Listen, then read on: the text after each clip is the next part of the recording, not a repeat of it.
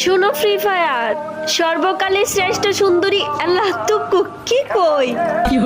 সর্বকালের শ্রেষ্ঠ গেম তুমি ফ্রি ফায়ার তুমি শুধু একটা গেম নয় তুমি হাজারো ছেলেমেয়ের একটা ইমোশন জানো ফ্রি ফায়ার তুমি হয়তো সেই একমাত্র গেম যে কিনা প্লে স্টোরে থাকার সত্ত্বেও অনেকের মনে জায়গা করে নিয়েছো